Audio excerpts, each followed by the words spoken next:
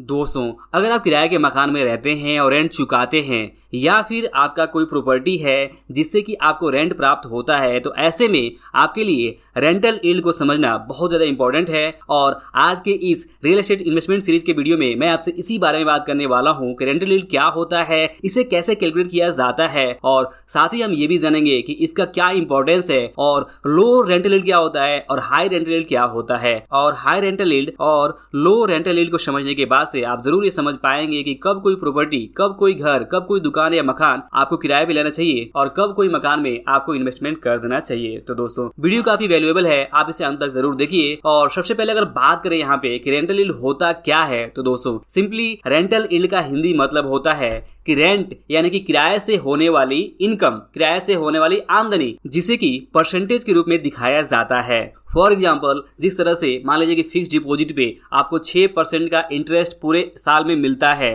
ठीक उसी तरह से किसी प्रॉपर्टी से पूरे साल में आपको कितना रेंटल इनकम हो रहा है, उसी को जब परसेंटेज में कैलकुलेट किया जाता है तो उसे रेंटल यील्ड कहते हैं। फॉर एग्जांपल, मान लीजिए कि कोई 20 लाख की प्रॉपर्टी है और उस 20 लाख की प्रॉपर्टी पे आपको 5,000 रुपए का किराया प्राप्त हो रहा है, तो इस तरह से पूरे साल में आपको 60,000 रुपए का यहाँ पे किराया प्राप्त हो रहा है। तो 20 लाख की प्रॉपर्टी का ये जो 60,000 किराया है, यही है इसकी रेंटल यील्ड। और इसी को जब परसेंटेज में कैलकुलेट करेंगे तो वहां पे जो फिगर आएगी उसे कहेंगे रेंटल यील्ड। अब बात करें कि इसे कैसे कैलकुलेट किया जाता है, तो जैसे मैंने पहले कहा कि सबसे पहले यहाँ पे जो पूरे साल में रेंट आता है किसी प्रॉपर्टी से, उसको हमें निकालना होता है। और पूरे साल के प्रॉपर्टी के रेंट को निकालने के लिए सिंपली पर मंथ जो रेंट आता है उसे अगर 12 से आप गुणा करते हैं तो यहाँ पे आपको पूरे साल का जो फिगर है रेंटल इनकम वो प्राप्त हो जाता है। हालांकि जो रेंटल यील्ड का जो फॉर्मूला है वो सिंपल है, उसे ही हम यहाँ पे एग्जाम्पल के तौर पे लेंगे कि कैसे रेंटल यील्ड आपको कैलकुलेट करना है। तो सिंपली रेंटल यील्ड का फॉर्मूला है rent per month into 12 into 100 divide by property value. तो इस फॉर्मूले के हिसाब से मान लीजिए अगर किसी प्रॉपर्टी की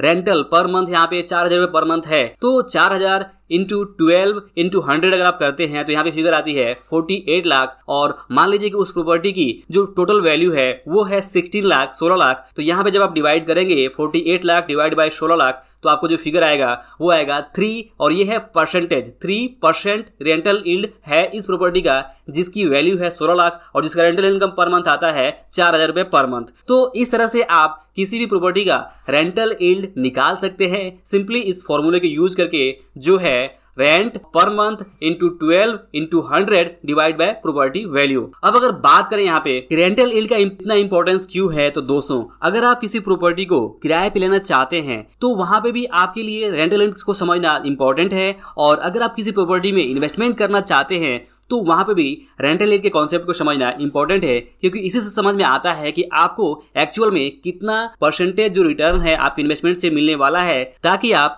दूसरे इन्वेस्टमेंट की तुलना में एक अच्छा इन्वेस्टमेंट कर सके। फॉर एग्जांपल, मान लीजिए कि आपके पास 16 लाख रुपए अगर है, तो 16 लाख रुपए को अगर आप कोई प्रॉपर्टी ऐसी लेते हैं जिससे कि किराए के रूप में आपको सिर्फ 4,000 रुपए पर मंथ इनकम होती है, तो यहाँ पे टोटल पूरे साल में आपको 3% का इनकम हो रहा है। लेकिन यही 16 लाख अगर आप बैंक में फिक्स डिपॉजिट कर देते हैं तो वहां पे आपको बिना किसी रिस्क के 6% तक रिटर्न मिल सकता है। तो अब आप कंपेयर कर सकते हैं कि क्या आपको इस तरह की प्रॉपर्टी में निवेश करना चाहिए जिसका रेंटल इनकम 4,000 रुपए आ रहा है, जो कि 3% होता है, और वहीं पे उसी पैसे को अगर आप बहुत ही सेफ इन्वेस्टमेंट एफडी में रखते हैं तो 6% यानी कि लगभग डबल का रिटर्न आ रहा है। और उसी को अगर आप किसी दूसरे इन्वेस्टमेंट रखते हैं जहां पे 6% ज्यादा आपको रिटर्न मिल जाता है, तो आपको यहाँ पे इन्वेस्टमेंट डिसीजन लेने में आसानी हो जाती है कि आपको इस प्रॉपर्टी में निवेश करना चाहिए या नहीं करना चाहिए। तो इस तरह से रेंटल यील्ड का अपने आप में, चाहे वो आप इन्वेस्टर हो, चाहे आप प्रॉपर्टी कोई ऑन करते हो या फिर आप रेंट देते हो, तब भी आपके लिए ये बहुत ज्यादा इंपॉर्टेंट हो जाता है। अब बात करें कि अगर आप रेंट चुकाते हैं तो आपके लिए रेंट यील्ड का क्या इंपॉर्टेंस है, तो दोस्तों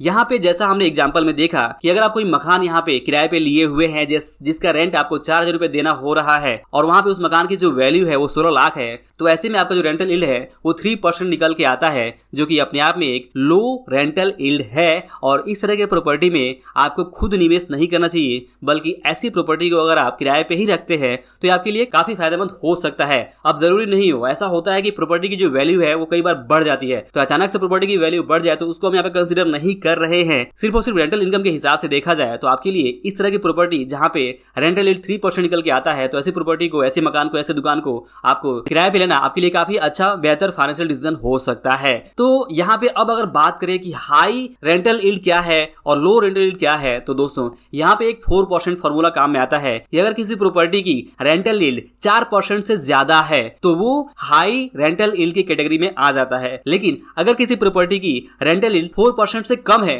तो वो लो रेंटल यील्ड की कैटेगरी में आ जाता है। तो जो हमने एग्जांपल देखा वो अपने आप में एक लो रेंटल यील्ड है, और इस तरह की प्रॉपर्टी में इसीलिए मैंने कहा आपसे पहले कि आपको किराए पे लेना ही बेहतर है, जहां पे आपको किराया बहुत कम देना पड़ रहा है। लेकिन वहीं पे मान लीजिए कि 16 लाख की प्रॉपर्टी है लेकिन उसका किराया 8,000 रुपए है, तो ऐसे में अगर आप रेंटल यील्ड निकालें तो वो आएगा 6% के आसपास, और 6% अपने आप में एक हाई रेंटल यील्ड है। और ऐसी प्रॉपर्टी को अगर आप खुद खरीद लेते हैं, खुद ऑन कर लेते हैं, तो ये आपके लिए काफी बेहतर फाइनेंशियल डिसीजन हो सकता है। तो रेंटल यील्ड को समझना, चाहे वो इन्वेस्टर हो या फिर आप किराए पे रहते हो, दोनों ही केस में आपके लिए बहुत ज्यादा इंपॉर्टेंट है। तो इस रेंटल कॉन्सेप्ट को आई होप कि आप जरूर समझ पा रहे होंगे, और अब आप फाइनली बेहतर डिसीजन ले सकते हैं कि क्या आपको किसी प्रॉपर्टी में इन्वेस्टमेंट करना चाहिए या नहीं करना चाहिए। अगर आप किसी प्रॉपर्टी को रेंटल यील्ड के हिसाब से उसकी वैल्यू जानना चाहते हैं तो इसके बारे में मैंने पहले एक वीडियो बनाया हुआ है, जिसका लिंक आपको नीचे मिल जाएगा, आप उसे जरूर चेक करें। तो दोस्तों आई होप कि इस वीडियो से आपको रेंटल यील्ड का जो कॉन्सेप्ट है वो जरूर अच्छे से क्लियर हो गया होगा। अगर आपको ये वीडियो पसंद आया हो, काम का लगा हो, तो इसे लाइक और शेयर जरूर करिए। अंत में इस वीडियो को देखने के लिए और हमारे साथ जुड़े रहने के लिए आपका दिल से बहुत बहुत धन्यवाद।